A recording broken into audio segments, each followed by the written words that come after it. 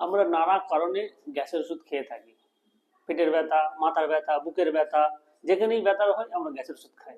আর সবকিছুর মূলে আমরা মনে করি গ্যাসের ওষুধই দায়ী। এটা এখন সমাজের মধ্যে একটা প্রকোপ হয়ে দাঁড়িয়েছে, গ্যাসের ওষুধ ছাড়া বোধহয় চলবে না। আর সবকিছু হলো গ্যাসের ব্যথা। কিছুদিন আগে একটা পেশেন্ট হার্ট অ্যাটাক হয়েছে, সে বলে আমার গ্যাসের জন্য হার্ট অ্যাটাক হয়েছে। কিছুদিন আগে একটা পেশেন্ট তার সেলুলাইটিস হয়েছে, সে বলে তার নাকি গ্যাসের জন্য সেলুলাইটিস হয়েছে। এই যে আমরা এত মুড়ি মুড়ি মতো গ্যাসের ওষুধ খাচ্ছি, গ্যাসের ওষুধের কত রকম সাইড এফেক্ট হচ্ছে এটা আমাদের জানতে হবে। গ্যাসের ওষুধ খেলে আমাদের কি কি হতে পারে?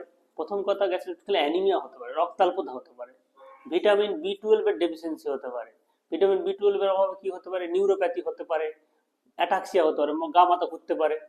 এছাড়া ক্যালসিয়াম অ্যাবজর্পশনের প্রবলেম হবে, শরীরে ক্যালসিয়াম কম অ্যাবজর্পশন হবে, তার জন্য অস্টিওপোরোসিস হবে, অস্টিও আর্থ্রাইটিস হবে, হাড় অল্প বয়সে ভেঙে যাবে।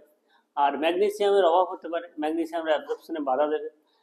ক্রনিক গ্যাসের ওষুধ খেলে ডিমেনশিয়া হতে পারে, ক্রনিক গ্যাসের ওষুধ খেলে ইনসোমনিয়া হতে পারে, বহুদিন ধরে গ্যাসের ওষুধ খেলে ইভেন আপনার গাইনোকোম্যাস্টিয়া হতে পারে। ছেলেদের ক্ষেত্রে ব্রেস্টের সাইজ বড় হয়ে যেতে পারে, তখন তার গাইনোকোম্যাস্টিয়া হতে পারে।